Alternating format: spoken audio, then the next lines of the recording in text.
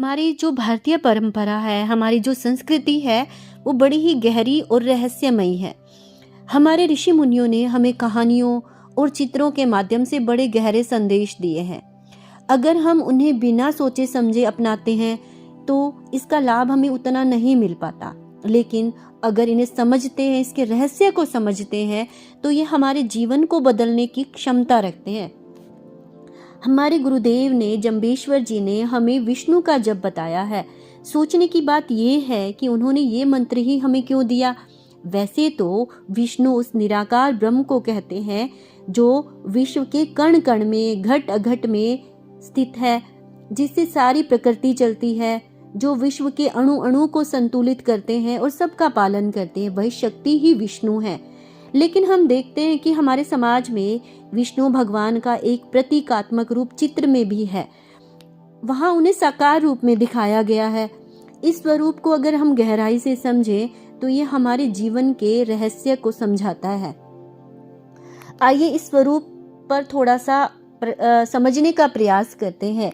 चित्र में भगवान विष्णु को समाधि में यानी आंखें बंद किए हुए पूर्ण शांति की अवस्था में दिखाया गया है और साथ ही माँ लक्ष्मी को उनके चरणों की सेवा करते हुए दिखाया है। साथ ही हम देखते हैं कि उनके ऊपर शेषनाग फण फैलाए हुए खड़े हैं और उनका आसन भी उन्हीं सांपों का बना हुआ है और उनका जो रहने का स्थान है वो क्षीर सागर है। ये स्थिति हमें चित्र में प्रकट होती है, दिखती है।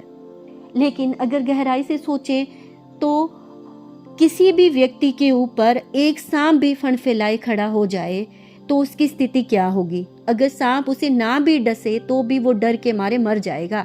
लेकिन वहां तो स्थिति बिल्कुल अलग है। उनके सिर पर 1000 सांप फण फैलाए हुए खड़े हैं और उनका तो जो आसन है वो भी सर्पों का बना हुआ है। वास्तविकता तो ये है कि ये चित्र हमारे जीवन के ही रूप को प्रकट करता है, हमें जीवन जीने की कला सिखाता है। आइए जानते हैं कि कैसे। क्षीर सागर जिसमें विष्णु जी रहते हैं, क्षीर सागर यानी कि ये संसार।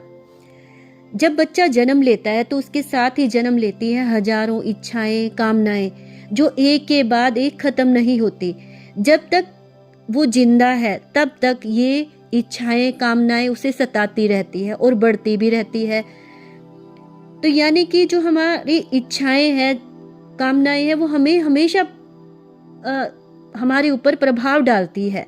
शेषनाग और उसके फण हमारे जीवन में आने वाली उलझनों और मुसीबतों को दिखाते हैं, जो एक भी नहीं बल्कि हजारों हैं। जैसे शेषनाग के 1000 फण है, उसी तरह हमारे जीवन की मुसीबतें, संकट भी हजारों हैं और जब तक जीवन है तब तक ये बने रहते हैं।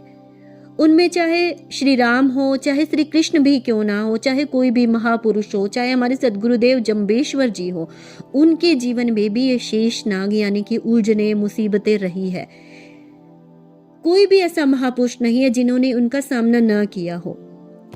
लेकिन जिन भी महापुरुषों ने उसका सामना बड़े ही युक्ति के साथ, संभाव के साथ और सुंदर ढंग से किया, उनको आज हम विष्णु का ही रूप मानते हैं। इसीलिए हम कहते हैं कि भगवान विष्णु, भगवान राम। शब्दवाणी में भी कहा गया है कि नव अवतार नमो नारायण, 53 रूप हमारा थियो, क्योंकि वो हमारा ही रूप है। गुरु महाराज ने किया कि 9 अवतार, क्योंकि उनमें हमारे जीवन जीने की एक कला सिखाई गई है। उन सभी ने अपने जीवन को बड़े ही सुंदर ढंग से, मर्यादित ढंग के साथ जिया है, तो वो विष्णु का ही रूप है। इसके विपरीत जब हम जैसे साधारण जीवों की बात आती है तो हम छोटी छोटी बातों पर चिंता करते हैं, छोटे छोटे दुखों से घबराते हैं। तो यही हमारे लिए संदेश है कि ये हमारे जीवन में चलने वाली है, कभी समाप्त नहीं होने वाली है। हमें उनका सामना भगवान राम की तरह, भगवान कृष्ण की तरह, सदगुरुदेव जम्बेश्वर जी की तरह करना है।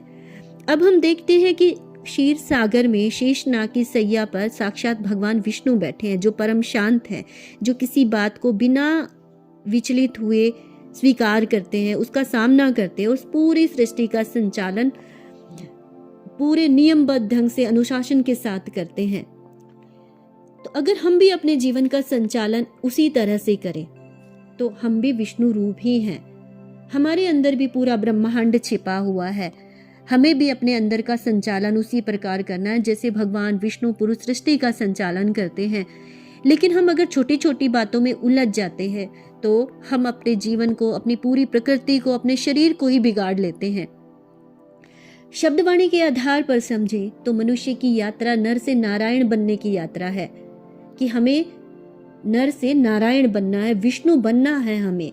जो मनुष्य इस संसार में रहते हुए दुखों, मुसीबतों से, कामनाओं, इच्छाओं से बिना विचलित हुए, घबराए बिना, बड़े ही शांत तरीके से, सहज ढंग से उसका सामना करता हुआ है और बिना डरे अपना जीवन जीता है, वो विष्णु रूप ही है। इसके विपरीत अगर थोड़ा सा दुख आ गया तो दुखी हो गया, किसी ने निंदा कर दी तो घबरा गया, सुख आया तो सुख में डूब गया, धन मिल गया तो अहंकारी हो गया, तो उसके जीवन में कभी संतुलन या संभाव नहीं आ पाएगा। उसकी यात्रा कभी भी सही दिशा में नहीं चल पाएगी। अगर नारायण के गुणों को अपनाएंगे तो हम नारायण रूप ही हो जाएंगे। जो शांत होगा, सहज होगा, संभाव में होगा, माँ लक्ष्मी भी उनके साथ हमेशा रहेगी। यहाँ लक्ष्मी केवल धन संपत्ति नहीं है बल्कि समृद्धि है। हम अपने जीवन को आनंद के साथ, सफलता, सौभाग्य और खुशहाली के साथ अपनी यात्रा पूरी करें, वही वास्तव में हमारी समृद्धि, वो लक्ष्मी है। धन तो हम देखते हैं कि बहुत सारे लोगों के पास है, करोड़पति लोग देखते हैं हम, लेकिन हमें पता है कि उनके जीवन में सुख नहीं होता है। जिसमें विष्णु जैसे गुण होंगे, विष्णु रूप गुण होंगे, वही लक्ष्मी समृद्धि रूप में विराजमान होगी। सदगुरुदेव जम्बेश्वर जी ने हमें विष्णु का जप इसीलिए बताया है क्योंकि हम जिसको याद करते हैं उसी जैसा बनने लगते हैं। अगर हम विष्णु को बार बार याद करेंगे तो वही शांत स्वरूप, वही संभाव हमारे अंदर अपने आप बनता चला जाएगा।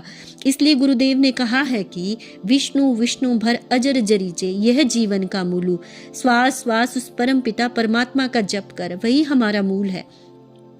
और जपा हुआ शब्द कभी व्यर्थ नहीं जाता, इसमें कोई संदेह नहीं है कि चाहे हम शब्द अच्छे जपें या बुरे जपें, शब्द का प्रभाव हमारे जीवन पर अवश्य पड़ता है।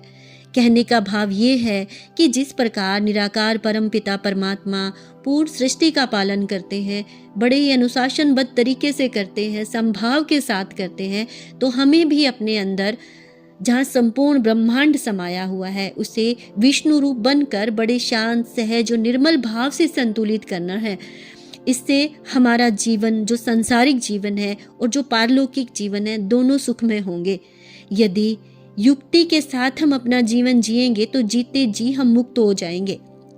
यदि हमारे कर्म इसके उल्टे होंगे तो हम ना तो यहाँ सुखी होंगे और ना ही हम मरने के बाद सुखी हो पाएंगे, क्योंकि गुरुदेव ने शब्दवाणी में कर्म सिद्धांत को भी बताया है कि किए गए चाहे अच्छे कर्म हो चाहे बुरे कर्म हो, वो हमेशा हमारे साथ चलते हैं।